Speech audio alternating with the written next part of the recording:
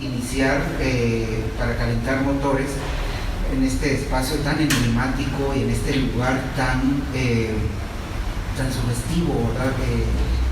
Que nos invita, al igual que la guía, porque la guía no es un documento técnico, no es un atlas de arquitectura para arquitectos, sino es una invitación para caminar la ciudad y para reencontrarnos con el espacio.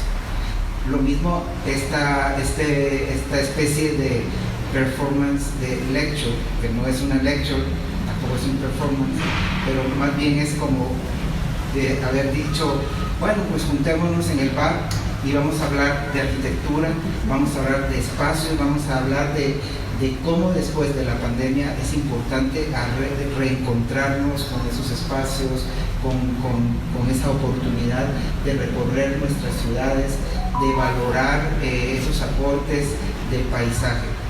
Y bueno, invitamos a Alejandro. Quiero reiterar mi agradecimiento al Museo Experimental El Eco, y pues obviamente rendir un homenaje también a sus creadores, sobre todo a Matías Geritz, al mismo Carlos Mérida, que también participó acá, y pues siéntanse invitados también a que un vino, pues no queremos que sea estructurado, queremos que sea más fluido y más informal. Vamos a hablar primero de cómo ingresa la modernidad a nuestras ciudades, a la Ciudad de México, a la Ciudad de Guatemala, luego cómo llega a ese periodo que podemos llamar, digamos, periodo dorado de la historia de la modernidad en la arquitectura, y luego finalmente también cómo va pues dando paso y cediendo el espacio a otras expresiones arquitectónicas que a lo mejor no tenían esos mismos principios o esos sueños modernos, ¿verdad?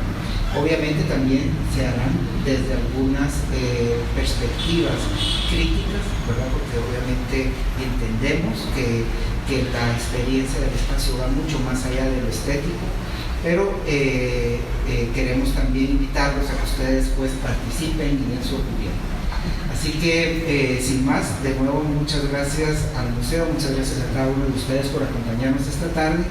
¿Y qué te parece, Alejandro? Entonces, si empezamos conversando un poco cómo ingresa la modernidad a la Ciudad de México, cómo van dándose, abriéndose espacios estas expresiones que tenemos en pantalla. Otra cosa, antes de cederle el micrófono a Alejandro. Las imágenes no tienen nada que ver con la plática que vamos a tener, es decir, temáticamente sí, pero no están vinculadas a lo que estamos hablando, solo es para inspirarnos y para ponernos en contexto visual del tema de lo que vamos a hablar. Bueno, no sé, ¿se escucha bien? Sí. Siempre es un poco raro hablar con micrófono, como que se siente uno así, pero... Bueno, no, acércate un poquito. ¿Más? ¿Así? Trataré de estar dirigiéndome a todos ustedes. Pues, ¿por dónde empezar? Creo que como chilango, supongo que para no hacer el tema muy grande, la modernidad la tendríamos que ver con el concepto de funcionalismo, porque pues, por modernidad se pueden entender muchas cosas, ¿no? Y creo que entonces entraremos tal vez en una discusión muy amplia, tal vez sobre modernidad, decir que hay múltiples modernidades que aparentemente muchas, o no aparentemente, son contradictorias, pero esa contradicción no le resta un espíritu de la época, ¿no?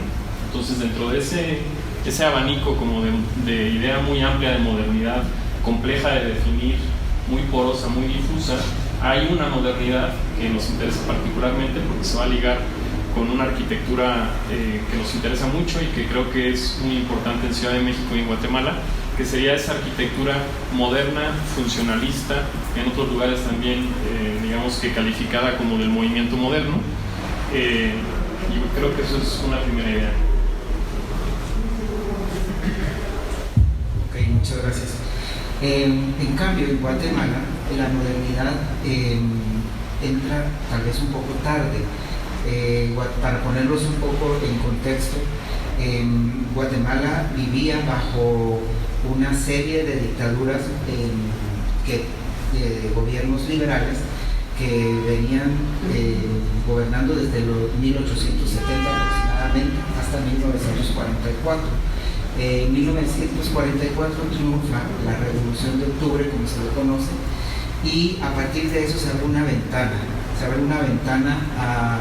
a una modernidad, ¿verdad? Porque estos gobiernos empiezan a impulsar a que las jóvenes artistas puedan salir a estudiar fuera.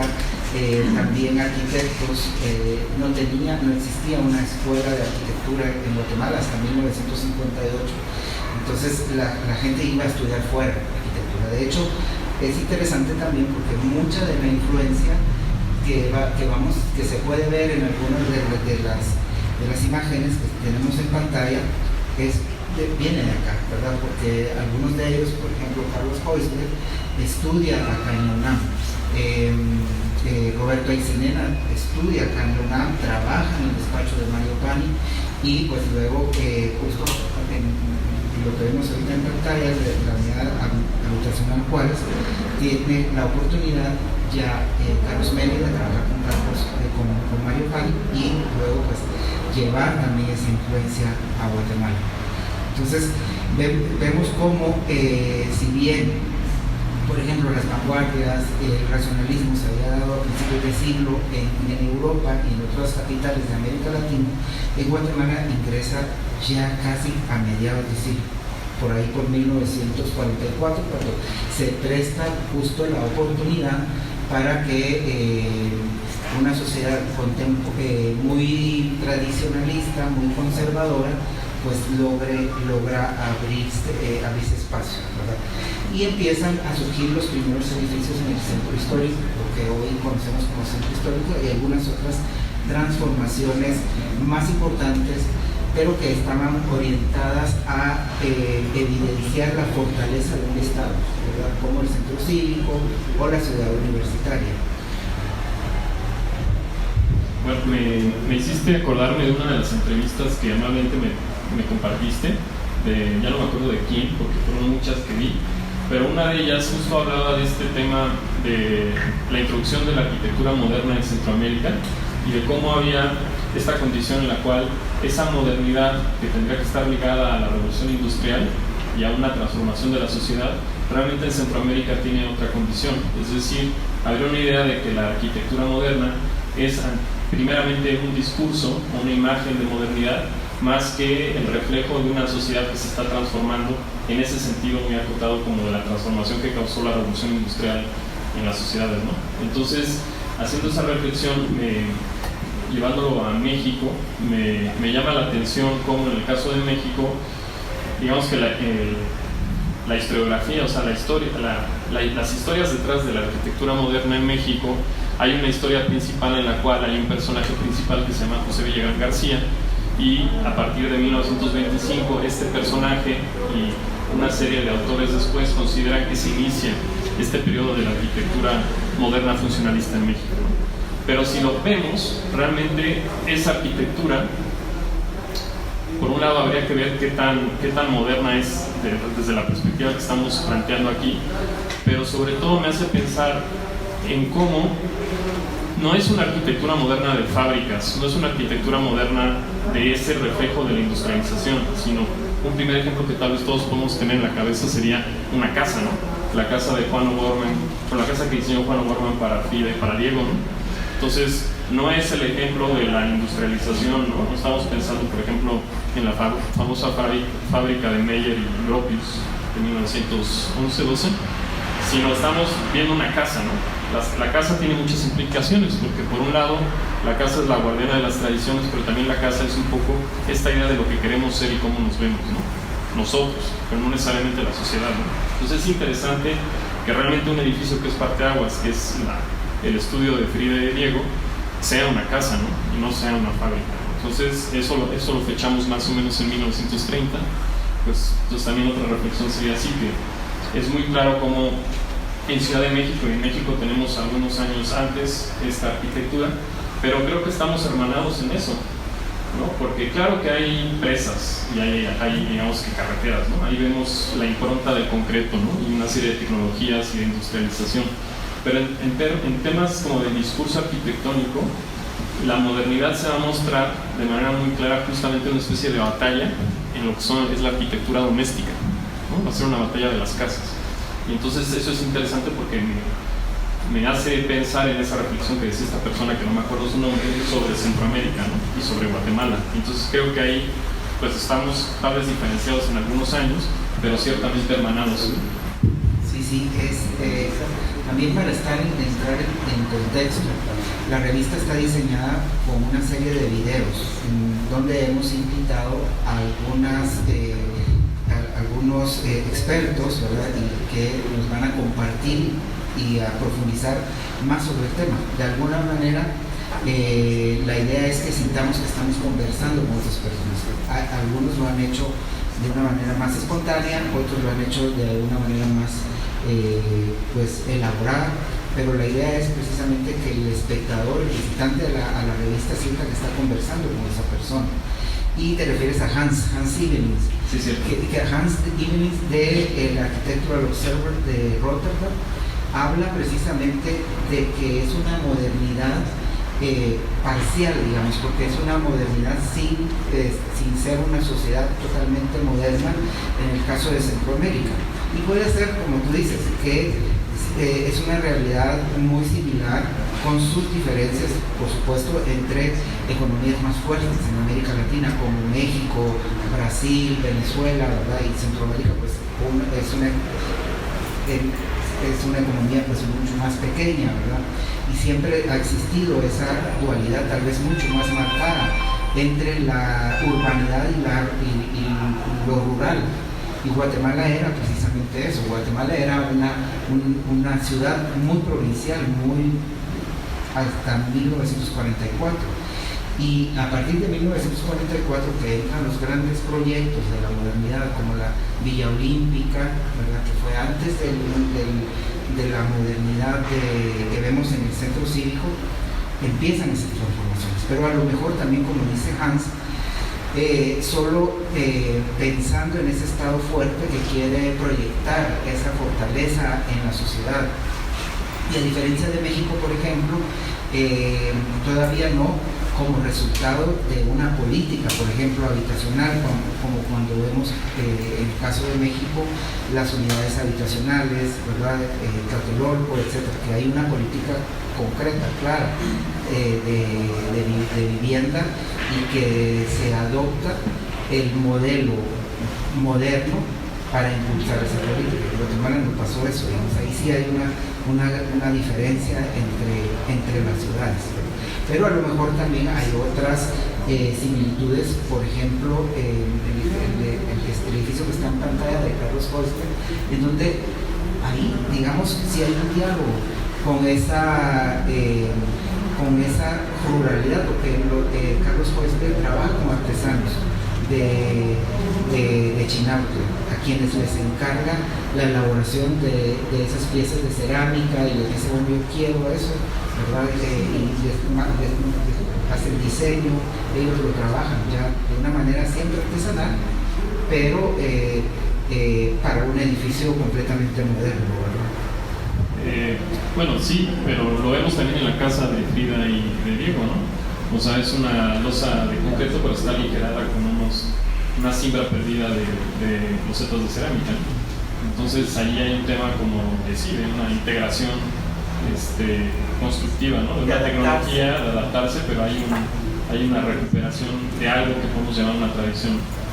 Sí, posiblemente de una adaptación a la tecnología tradicional, ¿verdad?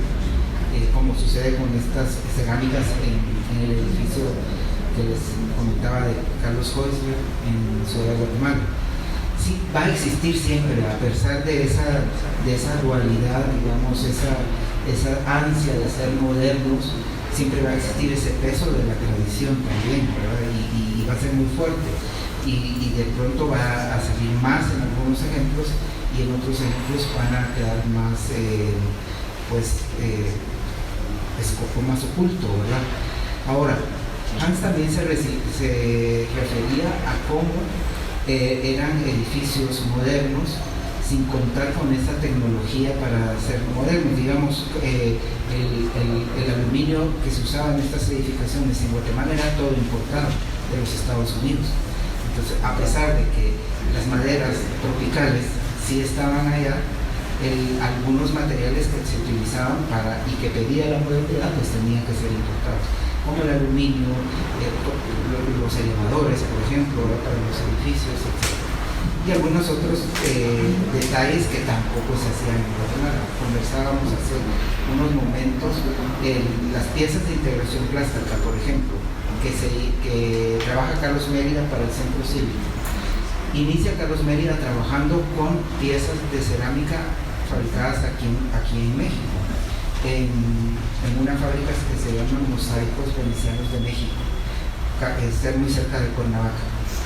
Y luego, después él evoluciona la técnica, y la técnica, los que vemos ahorita en pantalla, estas piezas ya las manda a hacer a Milán, y siempre las hacen fuera, pues, ¿verdad? Pero ya es una pieza que él mismo pues supervisaba, y si no le gustaba pues lo mandaba de regreso a Italia, y hasta que él estaba de acuerdo con eso. Pero era una modernidad ambigua, ¿verdad? A lo mejor sí, como decíamos, pero estábamos soñando con esa modernidad como sociedad, ¿verdad? Porque no teníamos todas las condiciones para verdaderamente ser modernos, ni culturalmente, posiblemente sí, ¿verdad?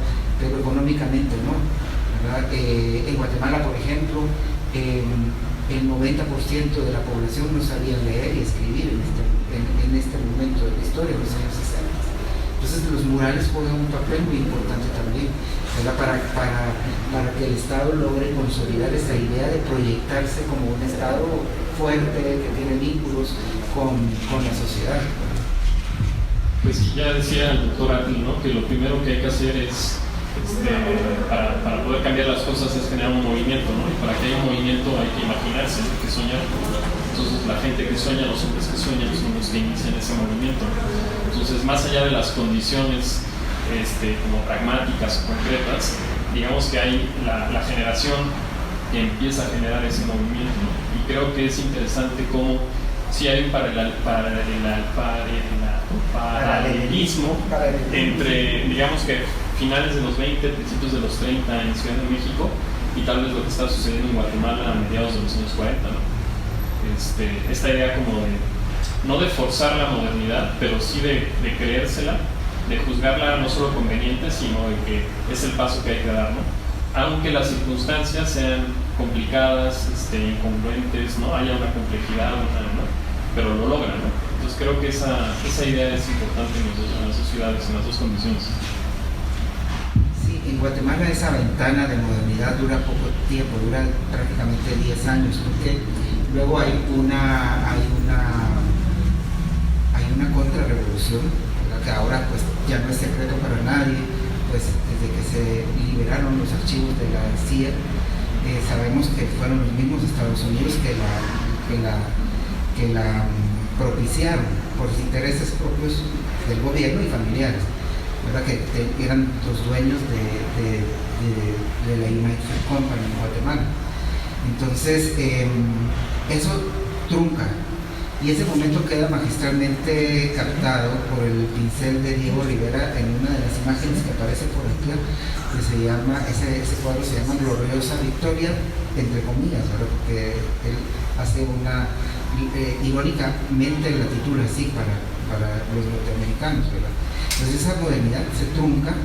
Luego también hay un momento histórico, ya en los años 60, en donde surgen todos estos movimientos juveniles de reivindicación, ¿verdad? Porque obviamente ya no es solo la cuestión económica, social, sino también hay minorías que buscan ser reconocidas, ¿verdad? Las mujeres, los jóvenes mismos, ¿verdad? Como tal.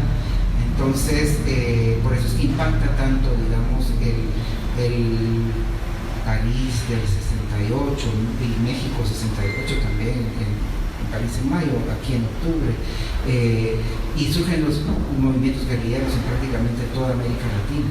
Entonces empiezan todos estos movimientos también a tratar de transformar y a tratar de que esa modernidad de verdad sea una realidad para todos, no solo un sueño de una ciudad que no es para todos, ¿verdad? Entonces, eso en el caso de Guatemala va a ocasionar un conflicto armado interno que va a reprimir todas estas expresiones y deviene pues en más de 200.000 personas desaparecidas y muchos exiliados. De hecho, muchos vivimos aquí en México parte de nuestra vida precisamente por esa situación, porque México nos acogió, ¿verdad? Y siempre se dio ese intercambio pues de esas condiciones. Entonces creo que en el caso de Guatemala ahí es cuando empieza ya a terminar esto. De hecho, el último gran proyecto público en Guatemala fue el Teatro Nacional de Efraín Recinos, que se inicia a construir precisamente en 1962. Luego, por una serie de situaciones, el arquitecto Asturias, que era quien lo estaba dirigiendo, fallece en un accidente automovilístico y Recinos se hace cargo del proyecto. Pero es el último gran proyecto público de esa época. Entonces, digamos que si podemos decir que hay un momento en el que esa época termina en Guatemala, es precisamente con el Centro Cultural Miguel Ángel Asturias, con el Teatro Nacional, que tiene ya también esa idea de integración plástica total, ¿verdad? En el conjunto que ya venía usándose en el centro cívico, pero Recinos piensa hacer de una manera mucho más agresiva que Jorge Montes, Carlos Heusler y Raúl Minuto, que quienes habían impulsado la arquitectura del centro cívico inicialmente. Y Recinos logra realmente hacer, a partir de usar recursos metafóricos, conceptuales, ¿verdad? Hacer una expresión que le he llamado el realismo mágico espacial, digamos, porque genera sus propuestas de diseño a partir de lo que él sueña, de lo que él juega, ¿verdad? Y hace incluso hasta críticas a los mismos gobiernos militares que estaban instituidos en esa época. Entonces, digamos que en ese ya viniendo a los años 60, a los años 70, ¿verdad? Guatemala también empieza a crecer de manera desordenada. Se da, además de todos estos eventos políticos que comentábamos, hay un evento físico que marca también la historia de Guatemala, que es el terremoto de 1976, y entonces eso genera mucha migración también y una transformación sin planificación de la ciudad. Entonces, esa ciudad del sueño moderno, con las avenidas, con los proyectos de arquitectura, empieza a transformarse justo a partir de esos dos eventos, uno político, económico y el otro físico, ¿verdad? Que transforma la ciudad de Guatemala. Bueno, en el caso de la Ciudad de México, han tenido muchos problemas siempre, pero un problema básico pues es la vivienda, ¿no? Ahí yo me dedico mucho a estudiar la vivienda, entonces centro mis discusiones en torno a la vivienda, pero sí es cierto que es un problema muy importante, ha sido un problema muy importante y bueno, no por nada en la Constitución del 17 está ese concepto de la vivienda digna, ¿no? Entonces hay una serie como de temas muy políticos, pero que vincula mucho con la dinámica de la Ciudad de México, y uno de los grandes temas es la vivienda. Y entonces es muy interesante este tema de que hay unas personas que están creyendo este sueño de cambiar el sentido de la arquitectura en un sentido moderno funcionalista, y que no necesariamente lo hemos representado, por lo menos mediáticamente o en términos de la cultura popular del imaginario, en fábricas, sino lo hemos representado justamente en la casa de estos personajes de la cultura que son Frida y Diego, ¿no? Entonces eso es interesante en esta como primer modernidad mexicana, que estaría en paralelo con esta modernidad, estos sueños de modernidad que estamos hablando en Guatemala, ¿no? Pero lo que es interesante después es, bueno, la pregunta es cómo, más allá del sueño de algunos, cómo se empieza a convertir, a transformar en un fenómeno social mucho más extendido, ¿no? Y curiosamente en el caso de Ciudad de México tiene otra vez que ver la vivienda, en cuanto a que Veamos unas fotos ahí de estos edificios funcionalistas de apartamentos de alquiler de los años 30, 40. Entonces, vemos cómo progresivamente se va haciendo un discurso, sí, del Estado, que se da cuenta que la arquitectura funcionalista, racionalista, con su aspecto de austeridad y de, digamos que de lo justo necesario, le conviene para una serie de requisitos arquitectónicos, como pueden ser hospitales y escuelas, pero son sobre todo la sociedad, a partir de la iniciativa privada, que empieza a fomentar, sin una creencia ideológica, que esa arquitectura es la respuesta a las necesidades de ese momento. Entonces es bien interesante porque pareciera que hay estas personas adelantadas o que sueñan, que creen, digamos que tienen una creencia fundamentada, teórica, en los valores de la arquitectura del movimiento moderno, pero luego hay una sociedad que no necesariamente tiene esos valores como tal, sino que le ve justamente ese sentido pragmático de lo que les puede otorgar esa arquitectura moderna. Entonces veíamos estas imágenes de Barragán aquí cerca en la colonia Cuauhtémoc, y justamente nos hace recordar eso, ¿no? De esa arquitectura moderna que empieza a ser no la casa de los grandes artistas que tiene, digamos que, una declaratoria, ¿no? O sea, es un manifiesto como tal la casa, ¿no? Sino es la arquitectura de la medianía, y entonces eso comprueba un desarrollo, una extensión, una comprensión de lo que es la arquitectura moderna, más allá de la gente que se dedica a promoverla, a entenderla, etcétera, ¿no? Creo que es un poco lo que comentabas de Guatemala, de que en Guatemala está el periodo, pues es un periodo un tanto corto, y como que las personas que sueñan en esa arquitectura tienen que soñar muy vigorosamente y generan esta arquitectura que, en mi opinión, es una arquitectura muy potente, porque como que la ventana de tiempo es muy corta, ¿no? Los encargos o las comisiones son como muy contundentes, muy llamativas, centro cívico, ¿no? O sea, son grandes, ¿no? No hay una extensión, o sea, claro que se está construyendo mucha arquitectura, pero moderna, pero me refiero que los ejemplos paradigmáticos son realmente muy contundentes, ¿no? Hay un tema como de escala, del significado detrás de estas propuestas, ¿no? Siendo que en Ciudad de México, tal vez una cuestión del tamaño de la Ciudad de México, pero se diluye de alguna forma. Claro que hay megaproyectos, pero se diluye más en lo que está pasando a nivel como de una parte de la sociedad más amplia, justamente esta sociedad que decía que está habitando los departamentos de renta, ¿no?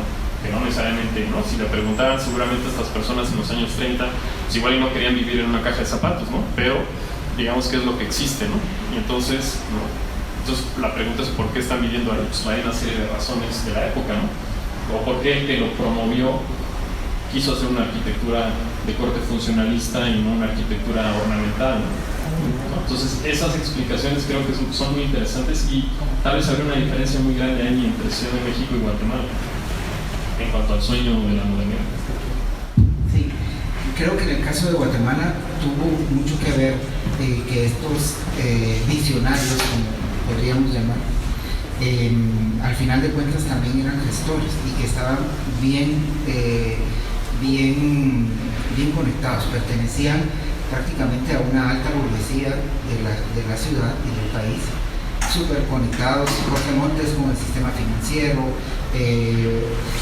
Roberto Aycinena con el gobierno, y entonces lograron precisamente que sus proyectos avanzaran, digamos, sus grandes proyectos, y que si bien eran proyectos que venían como un logro y como un triunfo de la revolución del 44, son los gobiernos ya de la contrarrevolución que los logran impulsar, los gobiernos militares ya en el 54 en adelante, ¿verdad?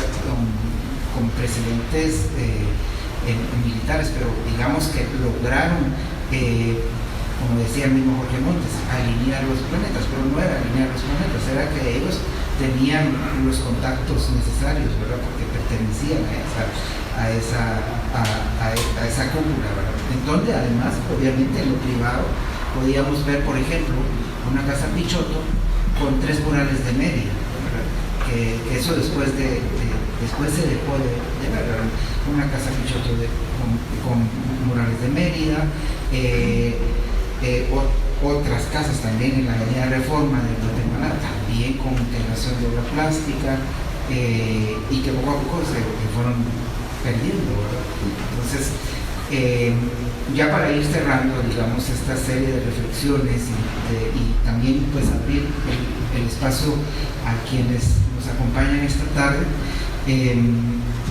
¿cómo empieza en el caso de Ciudad de México todo este ímpetu de la modernidad a ir relegándose, y por qué crees que será esa, digamos, esa pérdida, digamos, llamémoslo así, no lo quiero llamar así, pero cómo empiezan a otros paradigmas a cobrar más importancia, a que esos valores, digamos, de querer una ciudad moderna, con espacios de calidad para todos, que representaban los valores de los congresos internacionales de arquitectura moderna, por ejemplo? Bueno, es una preguntota, ¿no? No sé por dónde empezar, pero bueno, en el caso de Ciudad de México, porque la realidad nos rebasó, ¿no? O sea, conceptos como mancha urbana, pues se vuelven ya un concepto muy claro a mediados de los 60, ¿no? Entonces, como que, claro que hay gran arquitectura y hay todavía una fuerza por parte de los distintos actores y el Estado, instituciones como el Infonavit y los metros cuadrados que construyen, etcétera, de ordenar el territorio, ordenar Ciudad de México, pero digamos que el fenómeno de todos modos rebasa cualquier cálculo y cualquier estrategia, ¿no? Entonces, sí, la expansión demográfica y el descontrol territorial, en el caso de Ciudad de México, es muy marcado justamente cuando en términos internacionales coincide pues, la crisis de la arquitectura moderna a mediados de los años 60, ¿no? Entonces ahí tenemos un fenómeno que es un fenómeno internacional, tal vez por otras cuestiones. En el caso de América Latina y de Ciudad de México, Ciudad de México, tiene mucho que ver con el desbordamiento, el desparrame, la expansión. Las estadísticas no hay manera de entender, ¿no? Es esta idea como de la burla, ¿no? De la gente que se dedica a entender, ver estadísticas como para hacer una política de algo que ya se les está rebasando, ¿no? Entonces yo creo que esa es una primera idea, ¿no? Pero en términos ya más como de gusto, de ideas, ¿no? Hay un concepto que trabaja este historiador de la arquitectura brasileño, de apellido Lara, que me gusta mucho, que yo he retomado en algunos de mis trabajos, que es la idea del popular moderno. Entonces, de alguna forma, muchos de los principios de la arquitectura moderna funcionalista partían de una sencillez que hacía que no fuera del todo completamente aceptada. O si era aceptada con una serie de ideas que de todos modos no acababan de convencer. Entonces, la arquitectura moderna de las mayorías, no la arquitectura moderna como puede ser algún gran edificio público con integración plástica o algún edificio puntual, pero digamos que la arquitectura moderna de las mayorías tiene como que no cumple los requisitos de la población, ¿no? Y entonces empieza a generar este concepto del popular moderno, que no es otra cosa que parece una contradicción, pero es una aceptación de esos valores de la modernidad, pero al fin y al cabo es el germen, digamos que de su final, porque muy puntualmente es una explosión de la cantidad de materiales que se usan, ¿no? Ya no hay la construcción de un código, de un estilo, de un lenguaje a partir de una forma de usar materiales o técnicas constructivas, sino que todo se vale y todo se puede. Hay una idea también de la época de la singularidad en lugar de la uniformidad, porque hay una crisis, ¿no? De que la arquitectura moderna al fin y al cabo es neutralizante y homologa todo, ¿no? Entonces hay una búsqueda de la singularidad. Entonces son esas cuestiones que se ven muy claramente en el popular moderno, que empiezan a minar la arquitectura funcionalista o moderna en Ciudad de México, ¿no? Y lo vemos otra vez muy marcadamente justo en las casas de los sectores medios, ¿no? Donde hay cierta capacidad como para hacer las cosas como quieren, y en esa libertad se empieza a ver por un lado esa aceptación, pero esa aceptación con un cierto rechazo. Y pues más o menos coincide, ¿no? 60 y tantos, 70, vemos caso de Ciudad de México, hablando del desbordamiento, es muy marcado, digamos que las zonas centrales de la Ciudad de México, que históricamente se habían urbanizado o se podían urbanizar, que eran mayormente planas, y hacia los años 60 la búsqueda de otros territorios que van a ser accidentados, donde inclusive el urbanismo moderno sería, digamos que un tanto incauto en meterse en esos territorios, ¿no? Porque no es, digamos, el territorio ideal para fundar una urbanización en una ciudad, ¿no? Entonces empezamos a ver que esta arquitectura de este periodo tiene estos temas del popular moderno, pero además se va a territorios que no había comprendido completamente en la Carta de Atenas, ¿no? Barrancas, ¿no? Entonces genera otra arquitectura ya de Capón. Sí, y también esa necesidad de vincularse con los usuarios, ¿verdad? Desde el punto de vista simbólico también de la arquitectura, porque por ejemplo en el caso de Guatemala, por ejemplo en el centro cívico, como les comentaba, el 90% de la población no sabía leer y escribir, y muy probable que el mismo porcentaje tampoco hablara español, sino hablaba un idioma original. Entonces en el centro cívico vamos a ver esos murales que son mucho más fáciles de interpretar. Y el mismo Jorge Montes comentaba, me decía, mira, lo que pasa es que Ciudad Universitaria tenía que ser de una abstracción mucho más profunda porque estaba orientada a la élite intelectual del país. Entonces, aunque vemos que son conjuntos arquitectónicos que pues se originan en las mismas mentes creadoras, son totalmente distintos y con una intención totalmente distinta, ¿verdad? También cuando hablamos digamos de ese vínculo que la arquitectura pudiese establecer con sus usuarios, en un caso un espacio público más amplio como el centro cívico y otro espacio reducido que aún en Guatemala, solo menos del 2%, aún en esta época en Guatemala, menos del 2% de la población tiene acceso a la educación superior. Entonces sigue siendo realmente una élite. Me dejaste pensando, pero a ver si no digo algo y que es muy polémico. No. O sea, sí hay una diferencia muy clara entre la integración plástica guatemalteca y la mexicana, y tiene que ver con el simbolismo. Entonces, de alguna forma, nuestra integración plástica o la obra plástica que está en la arquitectura funcionalista tiene un sentido simbólico en el cual hay una pedagogía muy clara de lo que se quiere comunicar, ¿no? O sea, en términos de abstracción, ¿no? Siento yo, o sea, mi percepción de Mérida es que es un boleto, es muy distinto que digamos que las corrientes principales en Ciudad de México, ¿no? Entonces, ahí sí veo que hay una diferencia muy clara, ¿no? Estoy pensando en arquitecturas que no necesariamente se clasifican como modernas funcionalistas, pero que son modernas en muchos aspectos, como puede ser el mercado Belisario Domínguez. Pues tiene todo un programa de murales y tiene todo un programa pedagógico de señalar una serie de cosas para gente que no necesariamente sabe leer y escribir, ¿no? Y así los murales también de Palacio Nacional, etc., ¿no? Entonces, sí hay esa voluntad muy clara de ser simbólicos, ¿no? Entonces, hablando de la arquitectura funcionalista moderna, del sueño moderno en América Latina, en México, Guatemala, pero somos muy simbólicos tal vez de formas distintas, pero sí es simbólico, y es interesante porque pues, el simbolismo está de alguna forma alejado del racionalismo. Entonces pues es interesante no es un tema de celosías o de integración plástica como tal, sino de la capacidad que la arquitectura racionalista puede además cargar un mensaje simbólico. Sí, totalmente. Bueno, Mérida se desliga de cualquier compromiso político, porque él creía firmemente en que el arte tenía que ser libre, lo manifestó muchas veces así, y de hecho por eso sufre cierto rechazo también de los grandes muralistas mexicanos, pero él al final su arte la hizo como él quiso, ¿verdad? Precisamente por esa misma razón.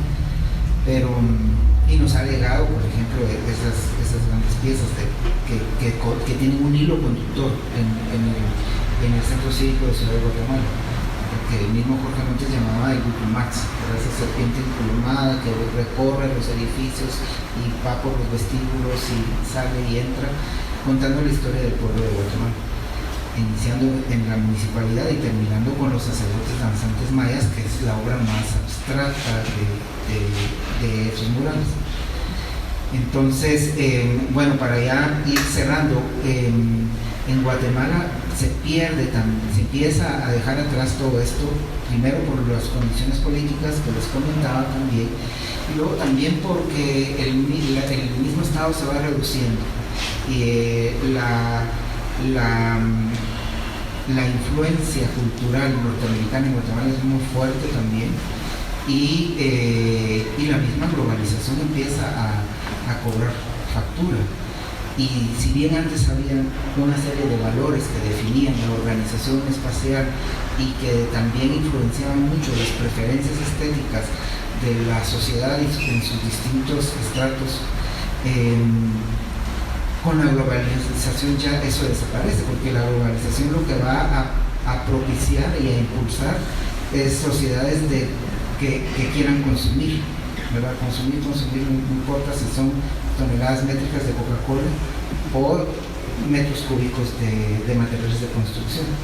Entonces ya no importa tanto pues que vamos a integrar en la organización del espacio.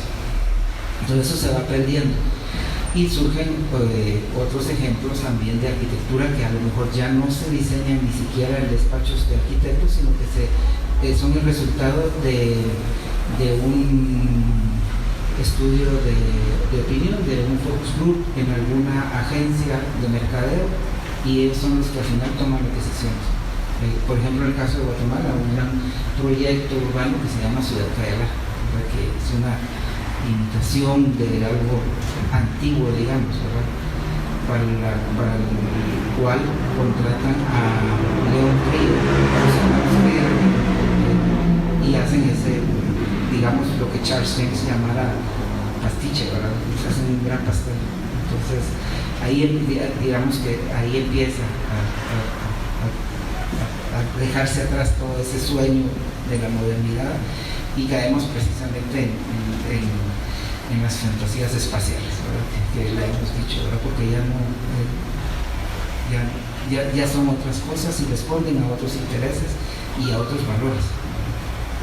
Bueno, a mí me gustaría, no sé si tengo cerrar, o sea, una idea para cerrar, pero el otro día estaba yo platicando con Raúl, porque en el archivo de la biblioteca de la Facultad de Arquitectura estaba yo revisando ahí unos papeles, y curiosamente se va, digamos que a fundar la Escuela Nacional de Arquitectura, que es el antecedente de la Facultad de Arquitectura. Era realmente la única escuela de arquitectura en México, más o menos hasta mediados del siglo XX. Y curiosamente, entre los mismos papeles está, digamos que la solicitud por parte de arquitectos de Guadalajara para, digamos que asesoría, porque están fundando su escuela de arquitectura en Guadalajara, y está la de Guatemala, ¿no? Hay una carta ahí de entonces director de la Facultad de Escuela de Ingeniería, no me recuerdo el nombre, que le estaba mandando una solicitud al arquitecto Nicolás Mariscal, que en esa época era director de la Escuela Nacional de Arquitectura, y le dice que por favor si le pueden pasar el plan de estudios, ¿no? Entonces, más allá de todo lo que acabamos de hablar, es muy interesante cómo no solo hay arquitectos de Guatemala que se formaron en México, sino que de alguna forma estamos hermanados, ¿no? En cuanto a un origen pues justamente moderno, ¿no? Porque la Escuela Nacional de Arquitectura pues, se remonta a San Carlos, ¿no? Pero digamos que esa etapa ya de una Escuela Nacional de Arquitectura moderna, digamos que está comunicándose de forma epistolar con San Carlos, y entonces de alguna forma tenemos una comunicación directa. Además es interesante el documento porque dice que si lo puede mandar por correo de avión, o sea, o sea, significa que la comunicación es ágil, rápida y costosa, ¿no? O sea, no estás preguntando a ver si te contestan, ¿no? Sino que dicen y me lo regresas por avión, ¿no? O sea, es interesante. Sí, decía antes, en los sobres decía vía aérea. Sí, vía aérea decía antes. No, pero aquí es una leyenda que dice que se lo mande, o sea, que se lo regresen por avión. Sí, no, y definitivamente la Facultad de Arquitectura de la Universidad de San Carlos se funda justo por Carlos Heusler, Roberto Encinena y Jorge Montes. Carlos Heusler y Roberto Encinena son egresados de la UNAM, entonces ellos tenían los vínculos, vienen y bueno, como les comenté, de hecho, Roberto Esinel había trabajado en el despacho de Mario Pani, entonces había mucho vínculo y ellos tenían el ímpetu, las ganas de hacer esa facultad. Finalmente lo logran y el 5 de septiembre de 1958 el Consejo Superior Universitario de la Universidad de San Carlos aprueba la fundación de la Facultad de Arquitectura en Guatemala, y el primer decano fue Roberto Esinel, y después fue Jorge Montes y después también fue Carlos Häusler, pero vamos pues que hubo mucho vínculo. José Villagrán llegó a dar cursos allá también, Iván San Martín ha llegado a dar cursos allá también. Sí, tenemos muchos vínculos y bueno, y nosotros habíamos venido acá a formarnos acá, entonces siempre ha existido ese paralelismo. Sí, pero de alguna forma es muy bonita la historia porque, o sea, se puede soñar de muchas maneras, ¿no? Pero uno de los sueños es justamente ver cómo piensas la formación, la educación de arquitectura, porque eso es una apuesta para el futuro. Y entonces ahí es muy interesante cómo estos sueños modernos entre Ciudad de México y Guatemala están hermanados, ¿no? Así es. Se soñaron en conjunto. Así es, totalmente, y lograron llegar, digamos, a estar en ese discurso de la modernidad. Hay una anécdota que me contaba mucho Jorge Montes. Cuando recién se inaugura Ciudad Universitaria, Carlos Martínez Durán era el rector de la universidad y era muy amigo de André Malraux, ministro de Cultura en Francia. Y André Malraux llegó a Guatemala y mandaba a los estudiantes de la Facultad de Arquitectura en París, en la escuela, a que estudiaran ese ejemplo, porque él decía, miren, vayan a ver cómo los arquitectos latinoamericanos están integrando conceptualmente sus raíces con arquitectura contemporánea. Cómo en ese momento se logró, digamos, estar en el discurso, ¿verdad? No como siguiendo una moda, sino como siendo parte de la gente que hacía ese discurso.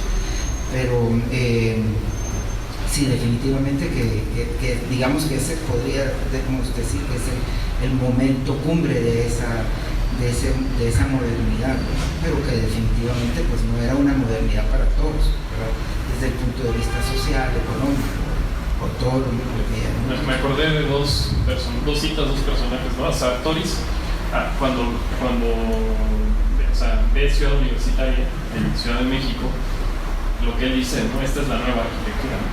Esa es una, ¿no? Sartoris es un personaje importante de la arquitectura moderna, pues porque es el padre de realmente el concepto de funcionalismo, ¿no? Cuando hace su libro en 1932 que se llama, ¿no?, Arquitectura Funcional. Entonces, bueno, él es un personaje clave de esa como primer modernidad. Y luego más tardíamente, pero otro personaje clave también, Bruno Sevi. Bruno Sevi, cuando ve la obra de Agustín Hernández, que ya estamos hablando de un periodo muy tardío, pues dice, ¿no? Este es el nivel cero de la arquitectura, ¿no? O sea, no es un tema de que Agustín Hernández, que es como tal vez muchas veces ven a Agustín Hernández como que está recuperando formas del pasado, ¿no? Y en el fondo es un arquitecto historicista, sino que está regresando al punto cero de la arquitectura, en el cual en esta parte del mundo esas son las formas y las está recomponiendo, pero no está necesariamente haciendo guiños de rearmar algo que pasó en 1500, o sea, en 500 no sé qué, sino es ir al punto cero. Entonces, a mí me interesó mucho estas dos ideas, ¿no? La idea de que en América Latina, en Ciudad de México, estaba sucediendo esta idea de una nueva arquitectura, así tan tajante, y la otra es la idea de que podemos pensar en una arquitectura cero, ¿no?, del principio. Y tal vez ya para cerrar, como lo que comentábamos antes de iniciar, que también fue en cierta forma fue una puesta en escena también. Ya cuando veíamos las fotos de las chicas en Ciudad Universitaria, que decíamos que por ahí iba a pasar, decíamos, al final también la modernidad fue eso, fue también una puesta en escena para demostrarle al mundo que Latinoamérica era moderna, ¿verdad? Pero al final de cuentas, tras bastidores, behind the scenes, como se dice en inglés, pasaban muchas otras cosas que no necesariamente eran modernas, ¿no? Sí, digamos que la arquitectura moderna va a ser muy buena en generar escenarios para transmitir su mensaje, ¿no? Así que bueno, yo creo que pues creo que hemos puesto algunas ideas sobre la mesa. Nos gustaría pues también ver si alguno de ustedes pues, quiere participar, intercambiar alguna opinión. Creo que estamos muy tensos todos, ¿verdad? Que hay vinito, por favor, sí. para que pues logremos pues por lo menos hacer ese intercambio como lo habíamos planteado. Alejandro y yo somos buenos bartenders, ¿verdad? Así que pídanos. Pues si quieres pásame unas copas y las ponemos para acá.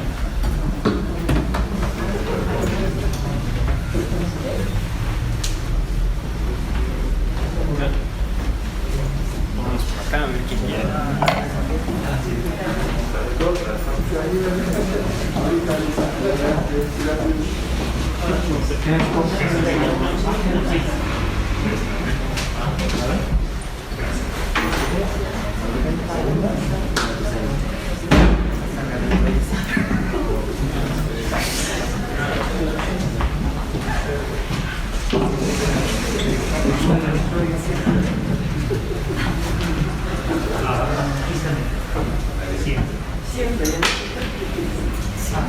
Yo digo, para empezar ahí la ida y vuelta, si quieren fomentar que la audiencia se anime, acá también está el doctor acompañando en sus personalidades. Pero a mí me falta algo ahí en ese esquema del cual planteaban, que tiene que ver con la parte económica, ¿no?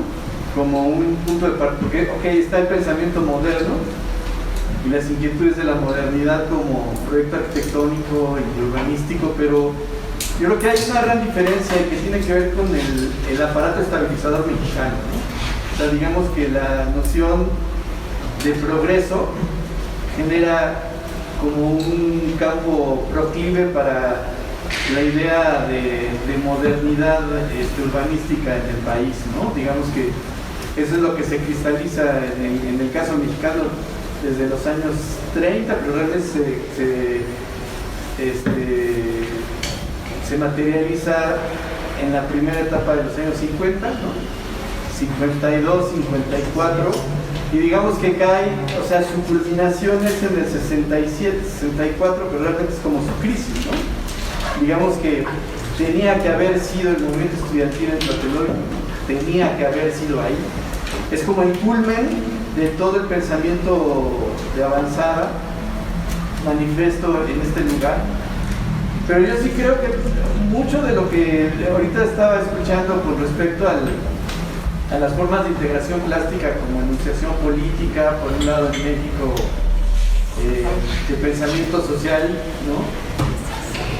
Estaban vinculadas a esta idea de nueva identidad, ¿no? A partir del aparato estabilizador, ¿no? Porque yo considero que la idea de progreso en términos económicos, al menos en México, provoca pues, la creación de instituciones, ¿no? En este caso, el seguro social, o sea, no solamente la vivienda de habitación, pues, sino también la vivienda oficial, pues, oficialista, pues, ¿no? ¿Sabes? Esta idea de todo lo que es el aparato de telecomunicaciones, Pemex, digamos que todo eso que es el aparato estabilizador es lo que funda también la idea de la caja, que ya estaba un poquito en decadencia en Europa, ¿no? Hay una resistencia muy fuerte por el concepto de supermanzana, ¿no? Que ya había tenido sus problemas, por ejemplo, en Brasil, ¿no? En México llega en 60 y tantos, cuando ya estábamos hablando en la traza de Lucho Costa con el trabajo de Neumayer, pues, 30 años, 20 años antes, ¿no? Entonces esta idea tardomoderna, realmente mexicana, ¿no? Produce cosas pues, singulares, ¿no? A mí me repito aquí el doctor Mecorita, ¿no? Pero yo sí creo que hay un problema con respecto a la economía, que es muy fundamental. Y en esa crisis, que tiene que ver con Tlatelolco y con la expropiación de los territorios de los ferrocarrileros, y digamos que nace con problemas, pues, ¿no? O sea, en términos sociales. Y ahorita que mencionaba la idea de la mancha urbana, pues también tiene que ver con un poquito la concentración económica, ¿no? Todo ese proyecto de fundación de ciudad que trae mano de obra, que ese es otro punto que creo que es importantísimo, sobre todo cuando hablamos de la obra de Mérida, ¿no? O sea, mano de obra, pues, ¿no? O sea, introducir al centro del país a una serie de artesanos, pues, volverlos constructores, y que ellos se quedan, ¿no? Viene durante 20 años, si hablamos de Ciudad Universitaria a 64, pues es una franja de temporalidad de mano de obra que se importa del interior de la República y que se asienta en el país, pero que producen y construyen habitación sin necesariamente ser los receptores de la misma, ¿no? O sea, producen vivienda de la cual no habitan. Entonces, esa tensión, digamos, social, económica del sueño moderno o tardomoderno mexicano, pues genera una forma muy particular de la enunciación arquitectónica en el país. Desde ahí, por ejemplo, Guatemala, ¿cuál sería el eco? Estamos hablando de eso, yo creo que no hay ese aparato estabilizador, ¿no? Sucede desde otro lado, ¿no? No, en Guatemala no hay, porque como les comentaba, solo existe esa ventana de 10 años de la Revolución del 44, que genera también las instituciones fuertes, digamos. En la Revolución del 44 se le da la autonomía a la universidad, se crea el Instituto Guatemalteco de Seguro Social, los alcaldes a partir del 44 son electos democráticamente. Antes eran intendentes nombrados por el presidente, y bueno, se crea también y se consolida, a pesar de que ya existía una banca central.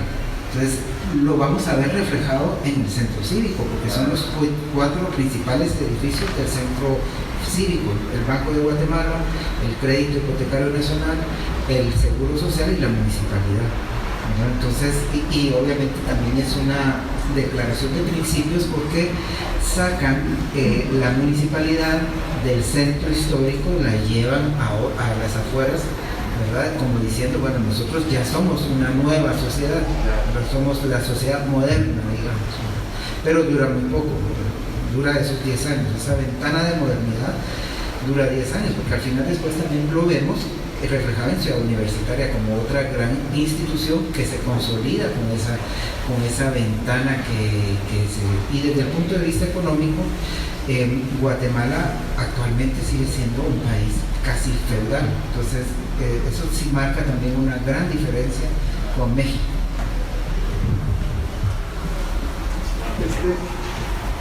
¿Quieres? Pues sí, no va a alcanzar.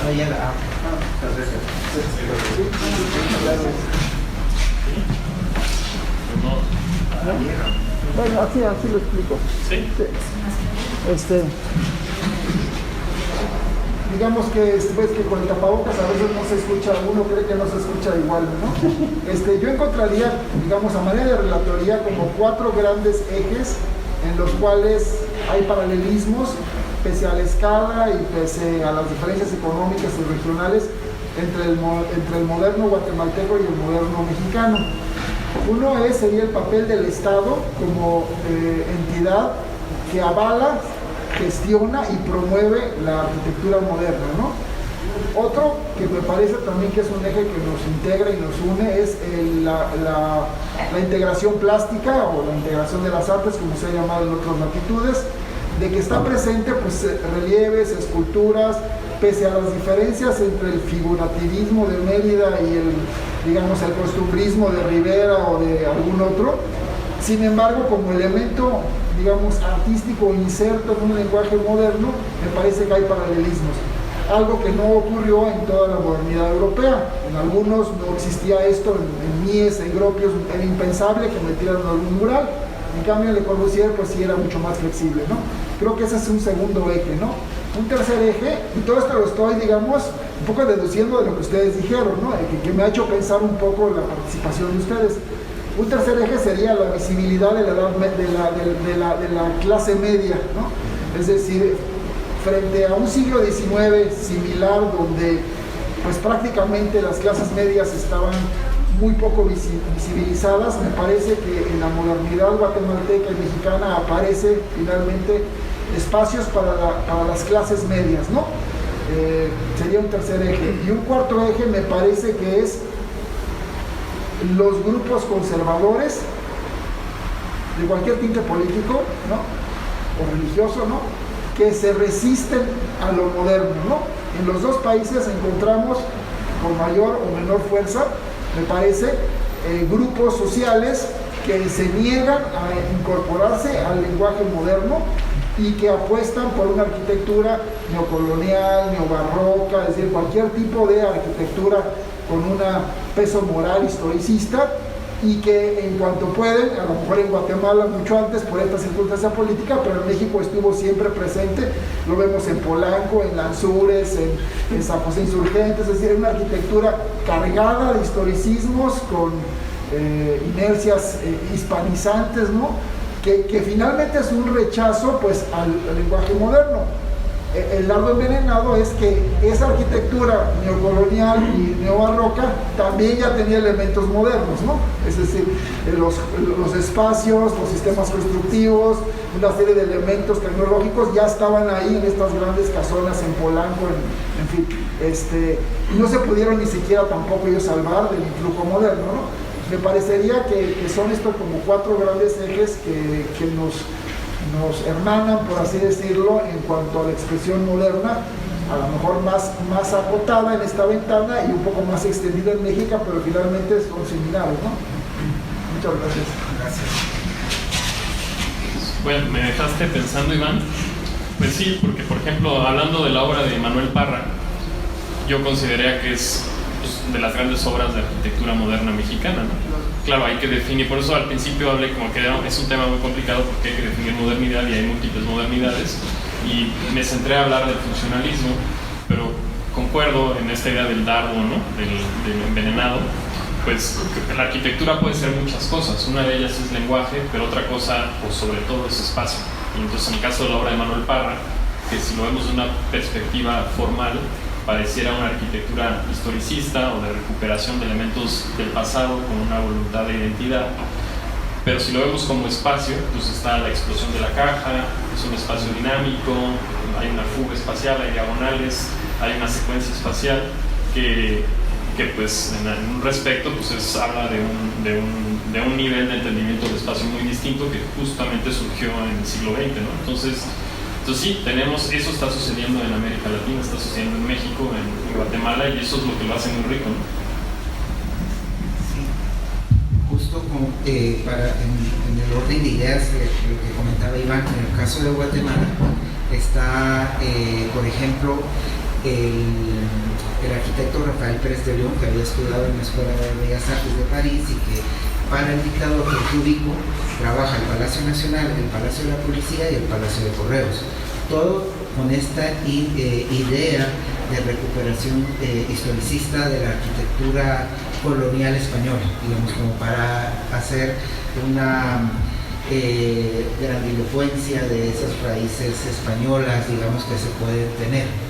Pero al mismo tiempo, el mismo Rafael Pérez de León, por ejemplo, diseña y construye la Biblioteca Nacional, que es un edificio totalmente racionalista, funcionalista, ya en el mejor de los lenguajes modernos. Entonces, vemos que se dan esas contradicciones también en la misma ciudad, en el mismo paisaje, ¿verdad?, urbano que va marcando la ciudad, y también vemos esa visibilidad de la clase media, como decía Iván, en las colonias, por ejemplo, que empiezan a surgir luego ya en las periferias. Colonia Mirador, por ejemplo, diseñada las casas por Jorge Montes, en la avenida, las principales que daban a la avenida Roosevelt, que es una de las más importantes de la ciudad, tenían murales y eran casas de clase media, no eran casas de la aristocracia ni clases medias altas, sino clases medias. ¿Quién más? Bueno, Pablo, no sé, esta es una pregunta, nada más como estoy interesado en la idea del popular moderno, en varios sentidos. Uno sería como en la personalidad que puede tener desde la gran arquitectura hacia ese popular moderno, pero quizá también un poco viceversa, incluso ahorita con este comentario, ¿no? Esa relación de grandes murales en casas de clase media, ¿no? Y bueno, ese era uno, y la otra es esta digamos, forma un poco más intangible de quien habita el espacio, ¿no? Me llamó la atención cómo te referiste a que quizá haya gente que no quería habitar esa caja de zapatos, ¿no? ¿Hay información acerca de eso? ¿Hay como manera de rastrear esa sensación de la gente que tenía que habitar estos espacios por alguna razón en específico?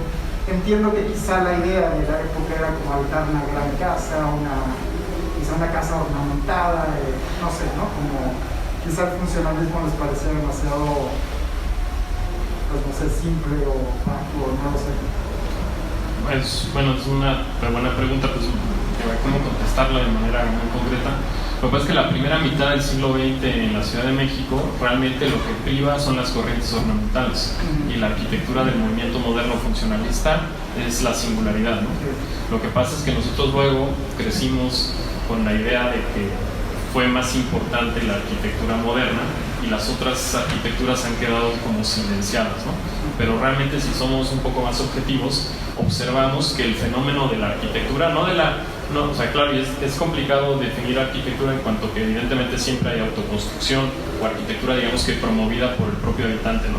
Digamos que cierto nivel de arquitectura donde hay una serie de profesionales, como pueden ser arquitectos, constructores, ¿no? Y entonces entra todo un tema de la construcción social de la época. Entonces la pregunta es cuál fue el fenómeno de la primera mitad del siglo XX en México o en Ciudad de México, y vemos que es sobre todo un tema de arquitectura ornamental. Y entonces ¿eso qué significa en términos de las costumbres de las personas?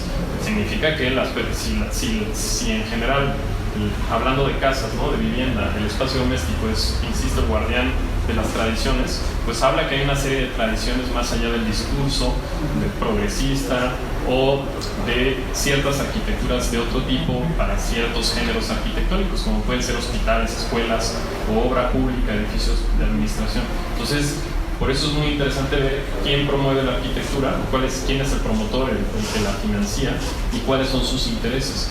Y a veces, claro que hay un tema de empatías o de vasos comunicantes y a veces no lo hay. Pero si vemos en ese periodo en Ciudad de México, vamos a ver que hay muchísima arquitectura híbrida, ¿no? Que no es completamente austera ni es completamente ornamental. Y entonces ese tipo de pistas para mí, en lugar de explicar que, por decirlo de una manera muy llana, ¿no?, eran malos arquitectos o malos constructores, no entendieron lo que era la arquitectura funcionalista, para mí es evidencia de básicamente un porcentaje muy grande de la población que tenía esa sensibilidad, ¿no? Que no es tan, o sea, dicho de otra forma, Juan O'Gorman fue tan buen arquitecto y es tan buen arquitecto desde nuestra perspectiva del presente, porque de alguna forma tiene esa manera muy clara de su arquitectura funcionalista, ¿no? Entonces, pensamos en funcionalismo, pensamos en Juan O'Gorman, ¿no? Hay una claridad conceptual muy grande, ¿no? Pero el fenómeno arquitectónico es generalmente poco claro, es ambiguo, es intermedio. Y entonces eso intermedio lo podemos, claro, que tachar como chafa o malo, o no, equivocado, pero si la mayor parte de la producción arquitectónica tiene esos rasgos, entonces tiene que haber pistas para explicarnos otra cosa, que sería la respuesta a tu pregunta. Sí, hoy que está lleno, no sé, tantas colonias de la Ciudad de México como, no sé, Narvarte, de estas casas con azulejos, por ejemplo, ¿no? O que están estas combinaciones de azulejos con piedra volcánica, ¿no? O sea, estas como, ¿no? Sí, ahí hay una cosa muy divertida, ¿no? Que se mueve uno en el sector social, digamos que el nivel de experimentación es mayor, o el nivel de libertades que se dan, o de cosas que pueden suceder, combinaciones aparentemente contradictorias, ¿no? Entonces, en el caso de la colonia que dices, es muy buena, es un conjunto de colonias, pero tiene una condición como de clase media emergente, con un sentido aspiracional muy marcado, y entonces hay una experimentación muy grande por parte de los productores de vivienda en esa colonia entre el 40 y el 60, ¿no? Lo digo porque ahorita tengo una tesis y estamos trabajando justamente eso, de Narvarte, y hacen unos experimentos muy interesantes, ¿no? Entonces, ¿cómo te explicas eso? Son muy libres, ¿no? En el fondo hay una aclimatación de los principios modernos, pero también hay una toma de postura y libertad, ¿no? De qué puedo hacer yo con ello.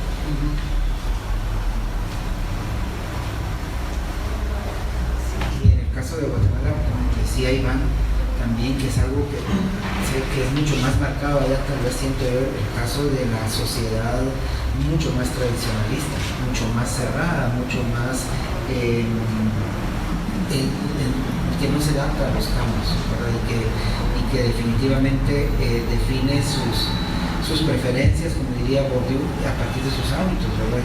Y ellos están realmente más buscando una expresión que los vincule más, por ejemplo, a esa expresión de arquitectura colonial española, digamos, pero igual no se van a salvar de la modernidad, como decía Iván, porque al final de cuentas las plantas van a ser racionalistas también. Yo tengo una pregunta. Por ejemplo, en el caso de la Ciudad de México, los arquitectos de los años 40, 50 hablan mucho de cómo en la Ciudad de México la gente le cuesta mucho trabajo aceptar, en términos de vivienda, la configuración sala-comedor, ¿no? O sea, un monoespacio, que en términos de los principios arquitectónicos sería el living space, ¿no? Esta idea de un solo espacio de día, de habitar, va en contra de la tradición capitalina de que el comedor tiene que estar separado, ¿no? Entonces es una imposición, como ahora tal vez la imposición de la cocina abierta, ¿no?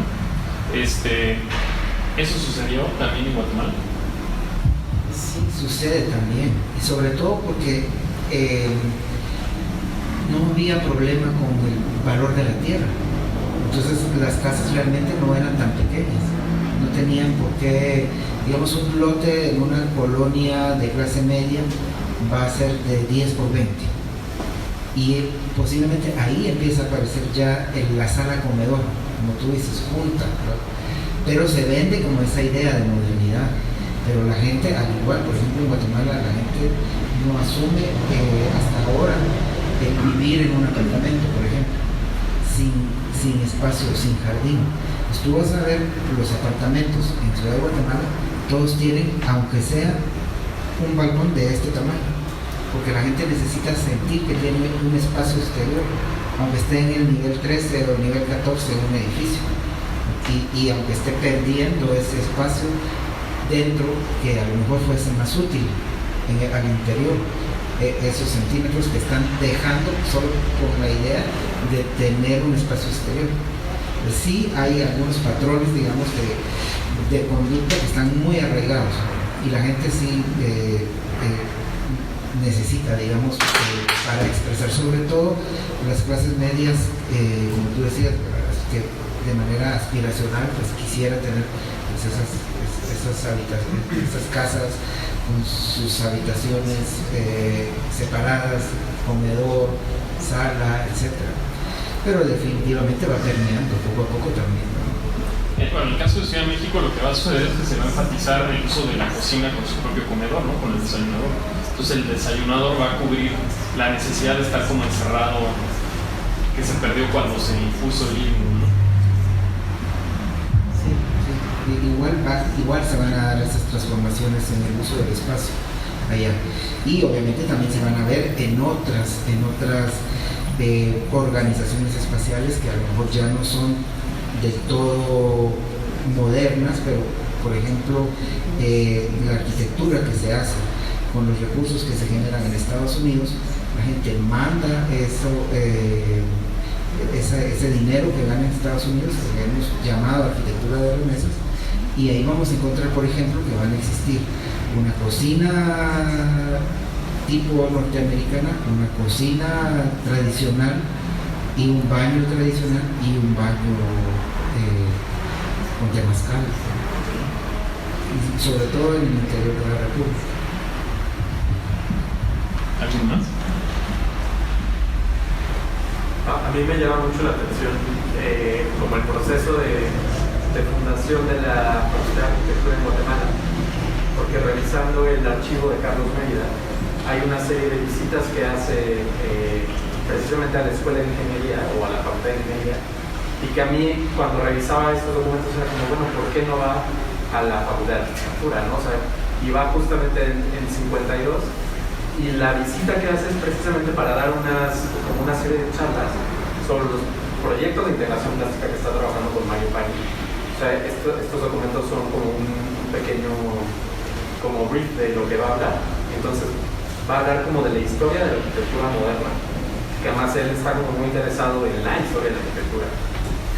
Y entonces presenta el proyecto del edificio AMSA, del Centro Urbano Presidente Alemán, y lo que está trabajando en ese mismo momento para el Juárez. Y él como que en esta idea de presentar el desarrollo de la arquitectura moderna, al menos en México, habla ya como de una superación del funcionalismo que como que bautiza con otro nombre, para como insertar la narrativa de la integración plástica como un siguiente momento de la arquitectura moderna, así como por ejemplo los muralistas como Siqueiros pues lo llevan, digamos, al territorio de la plástica, ¿no? O sea, ya es el tercer momento del muralismo y entonces Mérida hace esa equivalencia, pero desde la arquitectura. Y todo esto, al parecer, lo presenta en Guatemala. Entonces me parece como muy interesante esto ahora, como por ejemplo de la petición para llevar como el plan de estudios y demás, porque entonces hay estos otros agentes que no son precisamente arquitectos, que están como exportando ideas de modernidad en un diálogo, pues claro, que es PAN, Mérida, y luego la serie de arquitectos con quienes colabora en Guatemala. Sí, va a la Facultad de Ingeniería porque previo a la fundación de la Facultad de Arquitectura, la Facultad de Ingeniería tenía un departamento de arquitectura. Entonces, realmente salían como ingenieros, pero como una orientación de arquitectos. No era una facultad todavía, pero sí había un departamento de arquitectura en la Facultad de Ingeniería. Entonces, ahí ya estaban queriendo ellos fundar esa Facultad de Arquitectura. Y quienes la fundan, pues son estos tres arquitectos que les comentaba: Jorge Montes, Carlos Hostler y Roberto Encinena. Roberto Encinena había trabajado con Mario Pan, y ellos son los que pues empiezan a impulsar la idea de finalmente fundar una escuela, una facultad de arquitectura en Guatemala, que de hecho también fue la primera de Centroamérica. Sí, bueno, y aquí una idea que ahorita se me ocurrió. O sea, en el caso de la UNAM, las escuelas van a crecer mucho en los años 30. La escuela que más va a crecer, una de las que más va a crecer es ingeniería, y la carrera que más va a crecer es ingeniería civil. Entonces, en términos como del desarrollo de la arquitectura moderna, se podría hacer la hipótesis de que son todos esos ingenieros civiles que no están trabajando haciendo puentes y carreteras, sino que están haciendo edificios, arquitectura, y que en el fondo tienen esa mentalidad de ingeniero de resolver y no necesariamente de llevarlo a un nivel muy elevado, y entonces les viene bien la arquitectura moderna, ¿no? Porque tiene esa parte como reproducible, ¿no? Y entonces, en el caso de México, de Ciudad de México, es muy clara la crisis de los arquitectos en cuanto a la competencia con los ingenieros civiles. Lo que pasa es que hay tanta expansión económica, demográfica y de construcción que digamos que todos están felices en los años 50, 60, ¿no? Pero ya luego se empieza a complicar, pues porque hay una competencia feroz entre supuestamente disciplinas que tendrán que estar muy acotables, ¿no? Y la historia es diferente, pero también similar en Guatemala, ¿no? Es interesante eso. Sí, pero en Guatemala digamos que los ingenieros pues tenían ya una mayor tradición, ¿no? Y los arquitectos, conforme van llegando del extranjero, ya sea de Estados Unidos, México, Europa, ya se van armando su propio mercado, digamos, que son los edificios que al final vamos a ver algunos de ellos en la guía de arquitectura moderna, ¿verdad? Con Carlos Asensio Wunderlich y los primeros edificios en el centro histórico de Guatemala, por ejemplo. Ya después los que prácticamente se apropian del negocio, Jorge Montes, Raúl Minondo y todos ellos, porque además estaban vinculados a las familias que tenían el recurso económico para poder hacer esas transformaciones. Aunque bueno, en el caso de México los arquitectos le echaban la culpa a los ingenieros civiles, que eran los que estaban promoviendo esta arquitectura ornamental, ¿no? O sea que hay como doble discurso, ¿no? O sea, el fenómeno que describí antes, pero luego digamos que el contraataque de los arquitectos contra los ingenieros civiles, diciéndoles que un poco la ciudad estaba como estaba, o esa arquitectura que el arquitecto consideraba que no era adecuada para su época, era culpa no de los otros arquitectos o constructores, sino particularmente de los ingenieros civiles. Entonces ahí también es chistosa esa historia.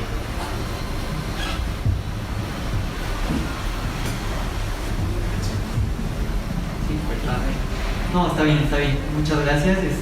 Pues intentando como hacer estos similitudes y disímiles, ¿no? Entre como estos procesos modernizadores, veo que uno de ellos es la cuestión, por ejemplo, y me voy a ir más tardíamente al momento como de explosión del funcionalismo en ambas regiones, que es ya los 80, ¿no? Y veo, por ejemplo, el caso de Guatemala con el terremoto, ¿no? El 76 y aquí, claro, ¿no? El 85 como ese momento donde, por ejemplo, aquí esta arquitectura funcionalista, no sé, de la zona de la zona habitacional Juárez, ¿no? Que, por ejemplo, quedó devastada y que ese aparente sueño pues tuvo ahí una pesadilla, ¿no? Entonces, ¿qué pasó después, ¿no? En términos como de estadio en la arquitectura? Y yo sé que la pregunta puede ser muy amplia y es muy amplia, pero ¿qué nos podrían platicar de qué sucede, ¿no? Cuando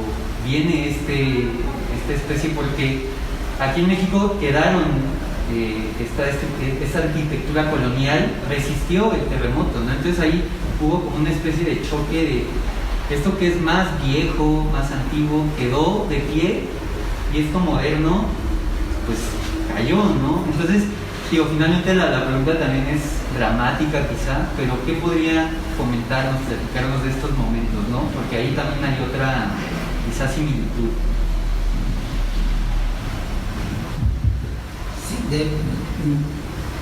A lo mejor era una modernidad que no estaba entendiendo del todo el contexto físico en donde estaba surgiendo. En el caso de Guatemala, sí, ya como Guatemala es una ciudad errante, de hecho fue trasladada de la antigua Guatemala al Valle del Mistral precisamente por un terremoto en 1773. Luego otro terremoto, un enjambre sísmico entre el 17, que inició en octubre del 17 y termina en febrero del 18, destruye también la ciudad en donde está actualmente. Entonces, como que había ya mucha costumbre de los sismos, estaban mucho más preparados. De hecho, la arquitectura moderna sí sufre a partir del terremoto del 76, porque, por ejemplo, el auditorio del Banco de Guatemala había diseñado Jorge Montes con unas columnas muy esbeltas, a lo mejor muy bellas, desde el punto de vista estético, no va a resistir el terremoto y tiene que, pues, de alguna manera, pues, modificarlo para que se pueda usar. Y era uno de los ejemplos del centro cívico también, ¿verdad? Otro ejemplo, por ejemplo, del mismo Jorge Montes, el Colegio Montemaría, también totalmente moderno, con unas losas muy elegantes, muy finas, estéticamente muy bonitas, pero también se va a caer con el terremoto del 76. Entonces vamos a ver eso, que los constructores del pasado a lo mejor habían entendido mejor dónde estaban construyendo la ciudad. Y los constructores de lo moderno pues estaban solo tras el sueño de la modernidad, de que se viera también espacialmente atractivo, ¿verdad? Totalmente abstracto, pero sacrificaban definitivamente de alguna manera. Eso ya no se da ahora, pero en ese momento sí. Bueno, la arquitectura moderna funcionalista pues es ante todo materiales industrializados, y esos materiales están calculados y hay un margen, hay un coeficiente de seguridad, ¿no? Y entonces no es de que estuvieran equivocados, sino que es que pues, sus cálculos ahora sí que no contemplaron, su margen fue muy corto, ¿no?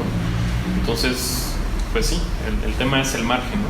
Entonces no tanto es el tema de que no trabaje el material o cómo está calculado, sino que el margen de seguridad fue muy corto, ¿no? Entonces en el caso de Pani, pues fue eso realmente, ¿no? O sea, los márgenes de seguridad no contemplaron un sismo de tal magnitud, ¿no? Entonces está mal planteada la estructura, pues sí, pero no es, claro que es el problema de Pani, pero sobre todo es un problema más bien de filosofía de la época y de cómo entender la construcción con ese tipo de materiales y con base a ese tipo de cálculos, ¿no? Uno de los grandes problemas de la arquitectura moderna es que se planteó a partir del famoso método de Cross y del concepto de los marcos rígidos, y los marcos rígidos tienen varias cosas, digamos que muy positivas, pero tienen un factor muy problemático, que es que sí se calcula, digamos, que ese margen, ¿no? Entonces, pues sí, la arquitectura histórica, la que está concebida a partir de no trabaja, o sea, trabaja de formas muy distintas, trabaja principalmente por forma y muros de carga, pues tiene márgenes de seguridad, ¿no? Digo, por dar un ejemplo para los que tal vez no están metidos en la arquitectura, pues una arquitectura histórica puede tener varias veces, o sea, un templo se está soportando y esos muros sostienen ese edificio, ese templo, y los muros son capaces de sostener como varios edificios más. Y en cambio un edificio moderno pues está en un margen de mucho menos del doble, ¿no? Está depende, ¿no? Pero puede estar entre el 15 y el 30%. Entonces, en una situación catastrófica como un sismo, pues la estructura va a ser una estructura mucho más es eficiente en cuanto que está calculada para un margen, pero si ese margen no cubre ese problema, pues no.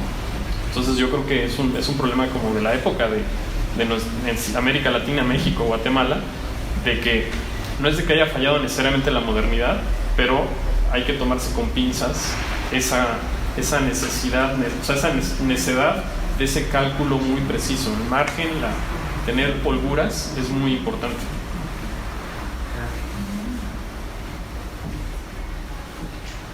Bueno, pues si ya no hay nadie más, les agradecemos mucho el haber compartido con nosotros esta tarde.